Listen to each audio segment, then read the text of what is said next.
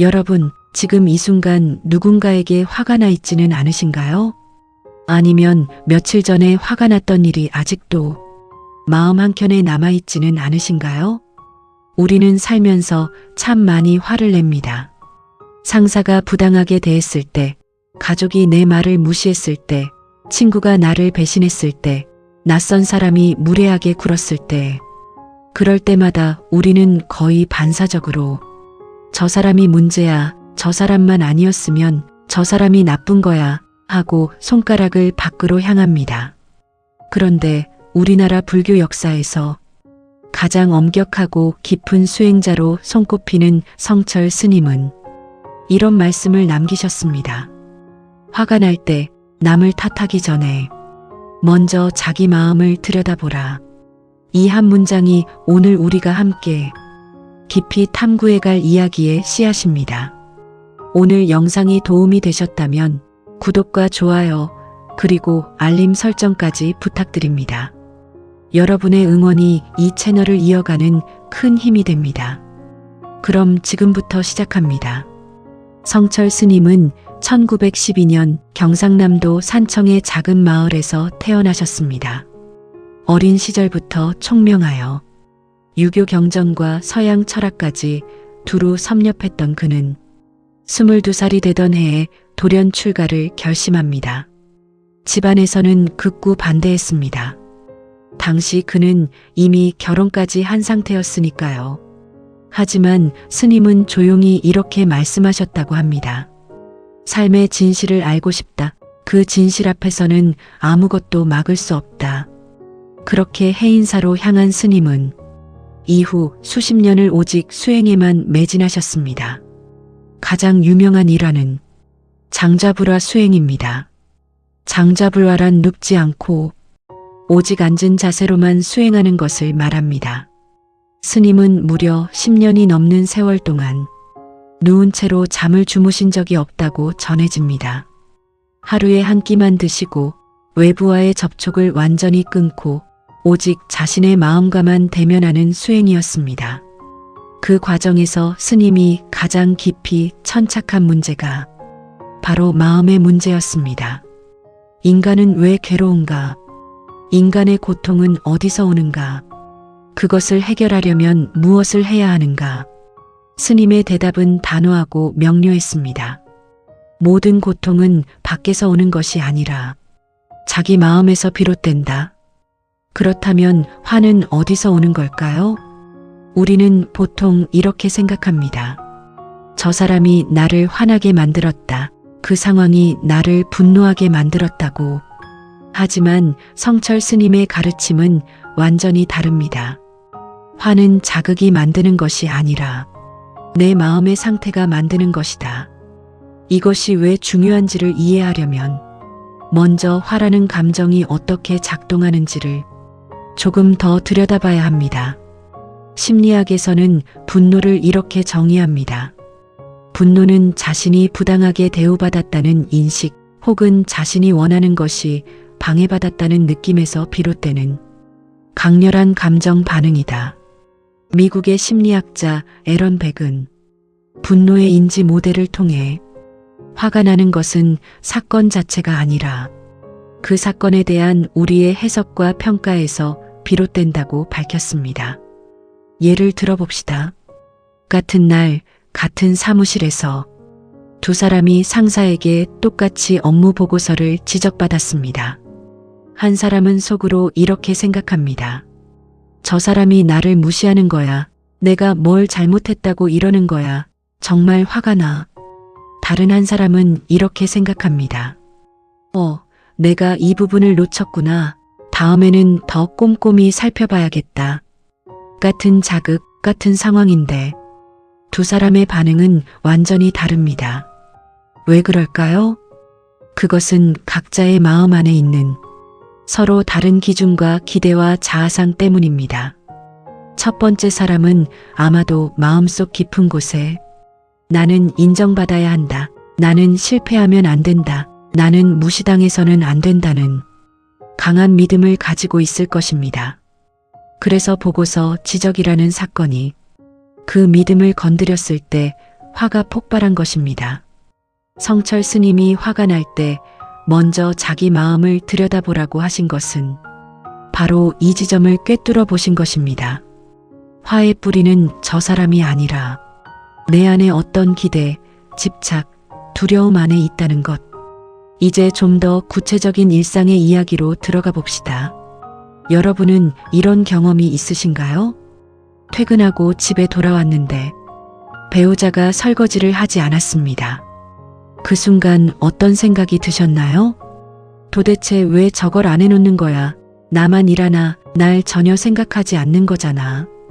이렇게 순식간에 분노가 치솟는 분들이 계실 겁니다. 그런데 잠깐 멈춰서 생각해 봅시다.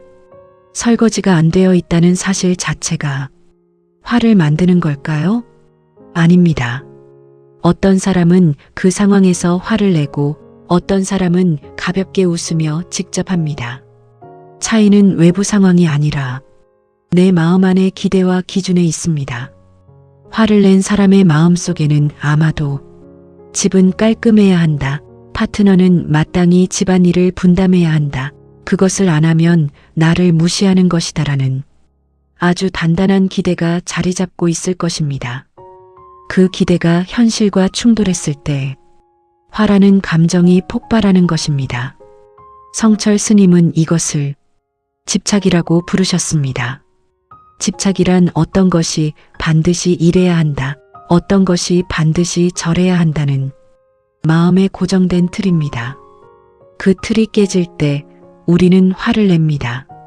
또 다른 예를 들어볼게요. 직장에서 오랫동안 공들인 프로젝트가 갑자기 상사의 한마디에 뒤집어졌습니다. 그 순간의 분노는 이해할 수 있습니다. 하지만 그 분노가 일주일이 가고 한 달이 가도 사라지지 않는다면 그것은 무엇을 의미할까요?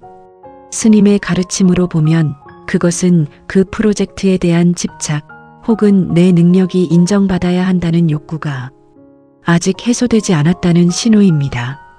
화는 곧 내 마음이 보내는 메시지입니다. 지금 나는 무언가에 집착하고 있다. 지금 나는 어떤 두려움에 사로잡혀 있다. 지금 나는 내 자아가 위협받는다고 느끼고 있다. 이것을 보지 않고 저 사람이 문제야, 저 상황이 잘못됐어 라고만 하면 우리는 영원히 화에서 벗어날 수 없습니다. 성철 스님의 평생 가르침의 핵심은 자기 자신을 바로 보라는 것이었습니다. 스님은 자주 이런 말씀을 하셨습니다. 남을 비판하기 전에 자신을 비판하라. 남의 허물을 보기 전에 자신의 허물을 보라. 모든 불행의 씨앗은 자신 안에 있다. 이 말씀이 자칫 자기 비하처럼 들릴 수도 있습니다. 하지만 그것은 오해입니다. 스님이 말씀하신 자기 자신을 보라는 것은 자신을 못난이로 깎아내리라는 뜻이 아닙니다. 오히려 정반대입니다. 자신의 마음을 있는 그대로 정직하게 바라보는 것, 그것이 진정한 용기이자 지혜라는 것입니다. 화가 났을 때 나는 지금 왜 화가 났는가? 내 마음속 어떤 욕구가 충족되지 않았는가? 내 안에 어떤 두려움이 건드려졌는가를 들여다보는 것. 그것이 스님이 말씀하신 자기 마음을 들여다보라는 것의 진짜 의미입니다. 현대 심리학에서는 이것을 정서인식이라고 부릅니다. 심리학자 마크 브레킷은 그의 저서 감정의 발견에서 자신의 감정을 정확하게 인식하고 이름 붙이는 능력이 정신 건강과 삶의 질을 결정하는 핵심 능력이라고 밝혔습니다. 화라는 큰 덩어리 안에도 실은 아주 다양한 감정들이 숨어 있습니다. 억울함인가요? 상처인가요? 두려움인가요? 실망인가요? 질투인가요? 그것을 정확하게 파악하는 것이 화를 다스리는 첫 번째 열쇠입니다. 어떤 분은 이렇게 말씀하실 수도 있습니다. 그래도 저 사람이 잘못한 건 맞잖아요. 물론입니다. 잘못은 잘못입니다. 성철 스님의 가르침이 상대방의 잘못을 눈 감으라는 것이 아닙니다. 상대방의 잘못은 상대방의 몫이고 내 화의 반응은 내 마음의 몫이라는 것을 명확히 구분하자는 것입니다. 이 구분이 왜 중요할까요? 화를 남의 탓으로만 돌리면 나는 영원히 저 사람이 바뀌어야만 내 화가 풀릴 수 있다는 무력한 상태에 놓이게 됩니다. 하지만 내 화의 뿌리를 내 마음 안에서 찾으면 나는 지금 당장 내 화를 다루기 시작할 수 있습니다. 그것이 바로 힘이고 자유입니다. 스님은 수행자들에게 자주 이런 말씀을 하셨다고 합니다. 누군가 너를 화나게 했을 때 그것은 그 사람이 내 마음속 거울을 닦아준 것이다. 그 거울에 비친 너 자신의 모습을 두려워하지 마라. 얼마나 깊은 통찰인가요? 화가 날 때 우리는 보통 거울을 깨려고 합니다. 저 사람을 공격하거나 그 상황을 부정하거나 감정을 억누릅니다. 하지만 스님은 말씀하십니다. 그 거울을 들여다보라고. 그 거울 속에 비친 내 모습이 내가 지금 얼마나 집착하고 있는지, 내가 지금 얼마나 두려워하고 있는지, 내가 지금 얼마나 상처받기 쉬운 상태인지를 보여주고 있다고. 이제 조금 더 깊은 이야기를 해봅시다. 불교에서는 화를 삼독 중 하나인 진이라고 부릅니다. 삼독은 탐욕탐, 분노진, 어리석음치를 말합니다. 이 세 가지 독이 인간의 고통을 만들어낸다고 불교는 가르칩니다. 그런데 흥미로운 점은 이 세 가지가 서로 깊이 연결되어 있다는 것입니다. 탐욕, 즉 어떤 것을 지나치게 원하는 마음이 충족되지 않으면 분노가 생기고 그 분노의 뿌리를 보지 못하는 어리석음이 다시 더 큰 탐욕과 분노를 만들어냅니다. 성철 스님은 이 세 가지를 한꺼번에 끊어야 진정한 자유를 얻을 수 있다고 하셨습니다. 그 첫 번째 걸음이 바로 분노가 일어날 때 그것을 알아차리는 것입니다. 알아차림, 즉 마음챙김이라고 불리는 이 능력은 현대 심리학에서도 그 효과가 과학적으로 입증되어 있습니다. 매사추세츠 의과대학의 존 카바진 박사는 마음챙김 명상이 분노와 불안을 다스리는데 매우 효과적임을 여러 연구를 통해 밝혀냈습니다. 분노가 일어날 때 그것을 인식하는 것만으로도 분노의 강도가 눈에 띄게 줄어든다는 것입니다. 왜냐하면 알아차림 자체가 자동적인 분노 반응의 회로를 잠깐 멈추게 해주기 때문입니다. 뇌과학에서는 이것을 이렇게 설명합니다. 분노가 일어날 때 뇌의 편도체가 먼저 반응합니다. 이것은 우리의 원시적인 생존 본능과 연결된 부분입니다. 편도체가 위험 신호를 보내면 우리는 싸우거나 도망가려는 반응을 보이게 됩니다. 그런데 이 과정에서 전두엽, 즉 이성적 판단을 담당하는 뇌 부분이 활성화되면 편도체의 반응이 조절됩니다. 마음챙김이나 자기 관찰이 바로 전두엽을 활성화하는 방법입니다. 성철 스님이 1000년도 더 전에 불교 수행에서 발견하신 것을 현대 뇌과학이 다시 한번 확인하고 있는 것입니다. 그렇다면 실제로 어떻게 해야 할까요? 화가 났을 때 구체적으로 무엇을 해야 하는지 성철 스님의 가르침과 현대 심리학을 결합해서 단계별로 안내해 드리겠습니다. 첫 번째 단계는 멈추는 것입니다. 화가 치솟는 순간 즉각 반응하지 마십시오. 그 순간이 가장 위험합니다. 스님은 종종 수행자들에게 이렇게 말씀하셨습니다. 화가 불꽃처럼 일어날 때 그 불꽃에 기름을 붓지 마라. 잠깐 멈추는 것이 수행의 시작이다. 현대 심리학에서도 감정 조절의 첫 번째 기술은 자극과 반응 사이에 공간을 만드는 것이라고 말합니다. 심리학자 빅터 프랭클은 자극과 반응 사이에는 공간이 있다.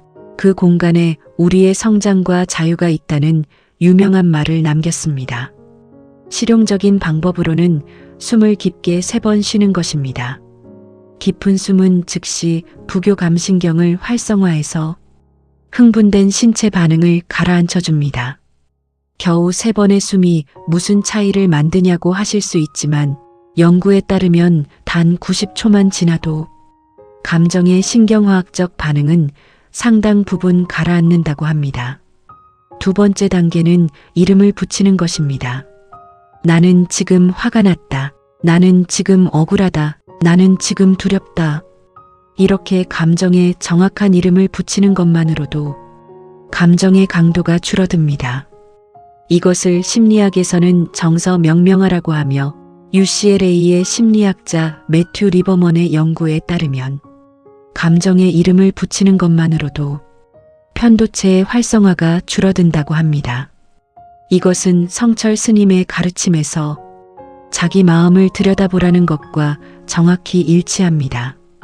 자기 마음을 들여다보는 것의 첫 번째 실천이 바로 지금 내 안에 무슨 감정이 있는지 정확하게 인식하고 이름 붙이는 것이니까요. 3번째 단계는 뿌리를 찾는 것입니다. 멈추고 이름을 붙였다면 이제 이 감정이 어디서 왔는지를 탐구합니다. 이 사람이 나를 화나게 한 것이 사실이지만 이 화가 이렇게 강한 이유가 무엇인가? 나는 무엇을 원했는데 이루어지지 않았는가? 나는 무엇을 두려워하고 있는가? 나는 무엇이 위협받는다고 느끼는가? 성철 스님은 이 질문을 화두처럼 붙드셨습니다. 화두란 풀리지 않는 질문을 붙들고 끊임없이 탐구하는 수행법입니다. 스님은 화가 날 때 이 화는 어디서 왔는가라는 화두를 붙들라고 하셨습니다. 그 화두를 끝까지 붙들다 보면 결국 화는 저 사람이 만든 것이 아니라 내 마음속 어떤 결핍이나 집착이 만들었음을 스스로 발견하게 된다는 것입니다. 4번째 단계는 수용하는 것입니다. 뿌리를 찾았다면 이제 그것을 있는 그대로 받아들이십시오. 나는 인정받고 싶었구나. 나는 사랑받고 싶었구나. 나는 안전하고 싶었구나. 이 욕구들은 잘못된 것이 아닙니다. 지극히 인간적인 욕구들입니다. 다만 그 욕구가 충족되지 않았을 때 우리가 화라는 방식으로 반응했을 뿐입니다. 그것을 있는 그대로 인정하고 받아들이는 것. 그것이 성철 스님이 말씀하신 자기 자신을 바로 보는 것의 핵심입니다. 5번째 단계는 행동을 선택하는 것입니다. 이 단계에 이르면 우리는 이제 화에 끌려다니는 것이 아니라 화를 인식하고 어떻게 행동할지를 의식적으로 선택할 수 있게 됩니다. 상대방에게 차분하게 내 감정을 말할 수도 있고 상황을 다시 검토해 볼 수도 있으며 때로는 그냥 내려놓을 수도 있습니다. 선택은 언제나 우리 손에 있습니다. 다만 화에 사로잡혀 있을 때는 그 선택지가 보이지 않을 뿐입니다. 성철 스님의 이야기를 좀 더 해드리겠습니다. 스님이 해인사에서 수행하실 때의 일화입니다. 한 번은 어떤 젊은 스님이 스승인 성철 스님께 찾아와 참을 수 없는 분노를 호소했습니다. 어떤 동료 스님이 자신을 계속 모함하고 있다며 정말 화가 나서 수행을 할 수가 없다고 했습니다. 성철 스님은 잠시 조용히 계시다가 이렇게 물으셨습니다. 그 스님이 너를 모함하기 전에 너는 어떤 마음이었는가? 젊은 스님은 당황했습니다. 그것과 지금 이것이 무슨 상관이냐고 했습니다. 스님은 다시 물으셨습니다. 너는 그 스님보다 더 인정받고 싶었느냐? 너는 그 스님이 스승들 앞에서 더 돋보이는 것이 못마땅하지 않았느냐? 젊은 스님은 아무 말도 하지 못했습니다. 스님은 이렇게 말씀하셨다고 합니다. 저 사람이 한 일은 저 사람의 업이다. 하지만 내가 화를 내는 것은 너의 업이다. 내 안에 욕심이 없었다면 저 사람의 모함이 이토록 너를 흔들 수 있었겠느냐? 이것이 성철 스님의 가르침의 정수입니다. 상대방의 잘못을 부정하는 것이 아닙니다. 다만 내 화의 원인을 내 안에서 찾으라는 것입니다. 왜냐하면 저 사람은 내가 바꿀 수 없지만 내 마음은 내가 바꿀 수 있기 때문입니다. 이제 조금 다른 각도에서 이야기해 봅시다. 화를 억누르는 것과 화를 들여다보는 것은 전혀 다른 일입니다. 많은 분들이 화를 참아야 한다고 생각합니다. 화를 내면 안 된다. 화를 눌러야 한다. 라고요. 하지만 화를 억누르는 것은 화를 해결하는 것이 아닙니다. 현대 심리학 연구들은 명확히 보여줍니다. 감정 억압은 오히려 심리적 스트레스를 증가시키고 장기적으로 더 큰 분노 폭발이나 다양한 심신 문제로 이어진다고. 분노를 억압하면 혈압이 올라가고 면역 기능이 저하되며 관계의 질이 떨어진다는 연구들이 있습니다. 스탠포드 대학의 심리학자 제임스 그로스는 감정 조절 전략 중 가장 효과적인 것은 억압이 아니라 인지 재평가, 즉 상황을 다르게 해석하는 것이라고 밝혔습니다. 그리고 그 인지 재평가의 핵심은 자기 감정을 인식하고 탐구하는 것에서 시작됩니다. 성철 스님이 말씀하신 자기 마음을 들여다보라는 것이 바로 이 과정과 정확히 일치합니다.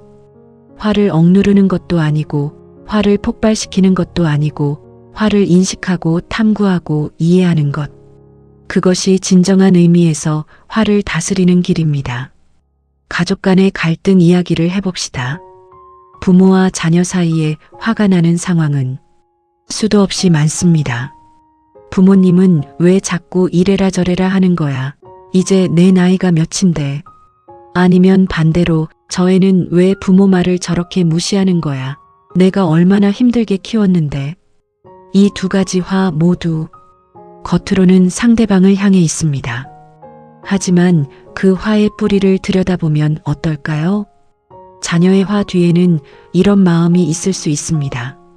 나는 인정받고 싶다. 나는 독립적인 존재로 존중받고 싶다. 나는 내 선택을 믿어주길 바란다. 부모의 화 뒤에는 이런 마음이 있을 수 있습니다. 나는 내가 잘 되기를 바란다. 나는 내 경험이 너에게 도움이 되길 원한다. 나는 내가 내 사랑을 받아들이길 원한다. 이렇게 보면 둘 다 사실은 사랑과 인정을 원하고 있습니다.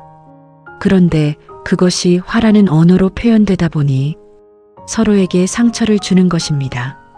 성철 스님의 가르침대로 각자가 자기 마음을 먼저 들여다본다면 대화의 언어가 달라질 수 있습니다.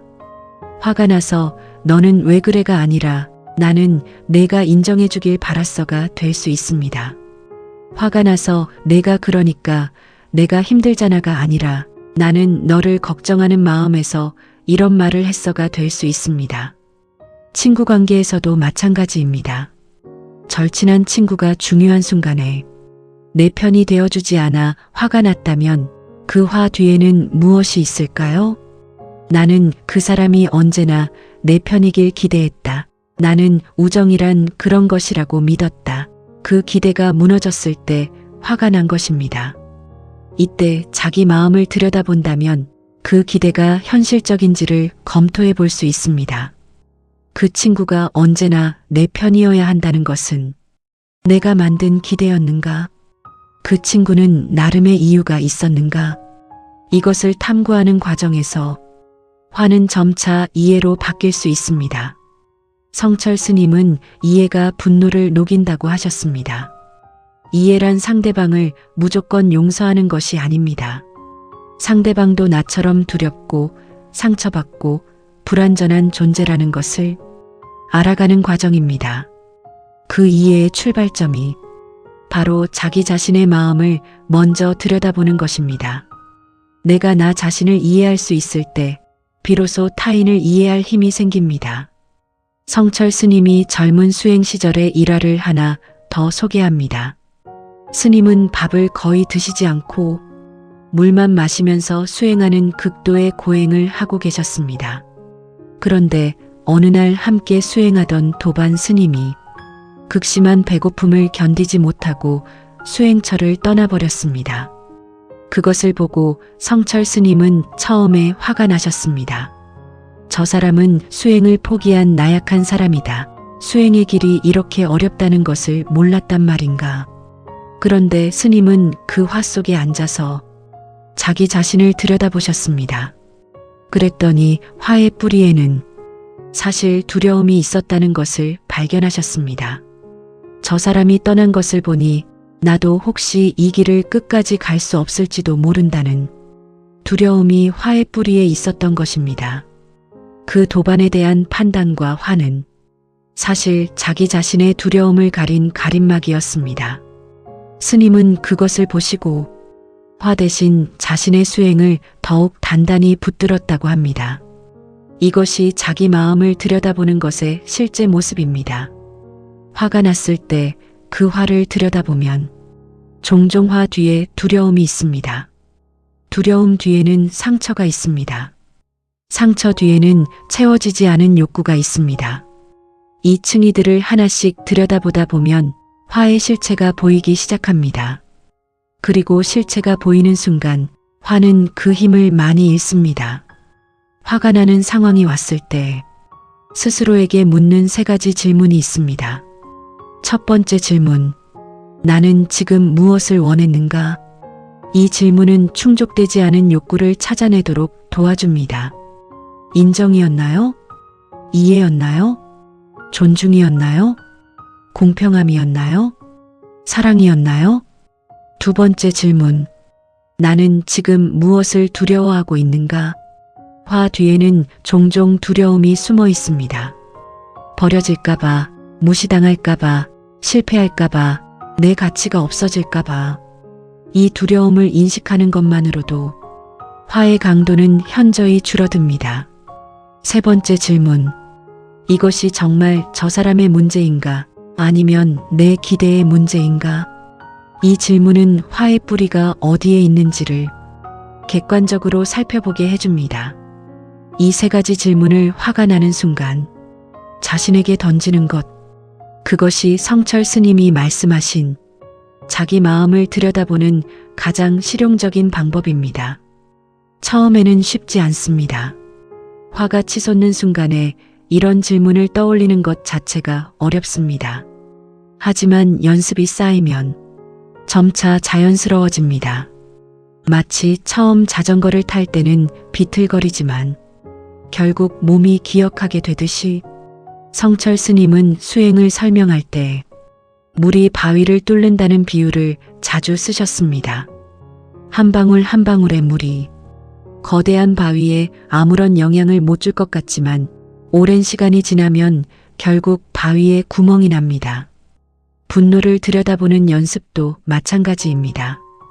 오늘 한 번, 내일 한 번, 모레 한 번. 그렇게 쌓이다 보면 어느 순간 분노가 일어나도 흔들리지 않는 자신을 발견하게 됩니다. 성철 스님은 자비에 대해 이렇게 말씀하셨습니다.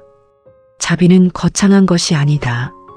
자신의 마음을 들여다볼 수 있는 사람이 비로소 남의 마음도 들여다볼 수 있다. 그리고 그 이해에서 진짜 자비가 나온다.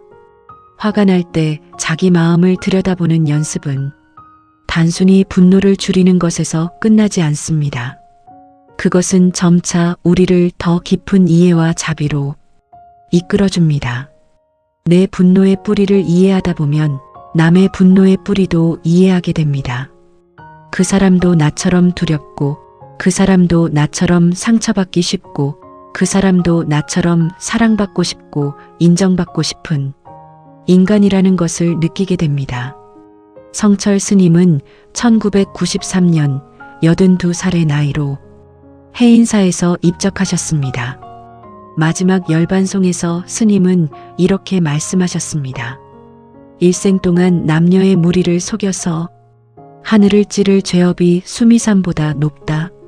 산채로 무간지옥에 떨어지니 한 덩이 불길이 활활 타북도다. 이 말씀은 가장 높은 경지에 오른 수행자도 끝까지 자신을 낮추고 자기 마음을 들여다보는 수행을 멈추지 않으셨다는 위대한 증거입니다. 우리는 스님처럼 해탈의 경지에 이르지 못할 수도 있습니다. 하지만 오늘 화가 나는 그 순간에 단 한 번만이라도 아, 나는 지금 왜 화가 났을까? 하고 자기 마음을 들여다보는 것. 그 한 걸음이 성철 스님의 가르침을 살아가는 것입니다. 화가 날 때 남을 탓하기 전에 먼저 자기 마음을 들여다보십시오. 그 마음 속에서 진짜 나를 만날 수 있을 것입니다. 오늘도 이 긴 이야기를 끝까지 함께 해주셔서 진심으로 감사드립니다. 이 영상이 여러분의 마음에 작은 울림이 되었다면 구독과 좋아요 그리고 알림 설정까지 눌러주세요. 여러분의 응원 하나하나가 이 채널이 계속 이어질 수 있는 큰 힘이 됩니다. 댓글로 여러분의 이야기도 들려주세요. 화가 났을 때 여러분은 어떻게 하셨나요? 다음 영상에서 또 깊은 이야기로 찾아오겠습니다. 감사합니다.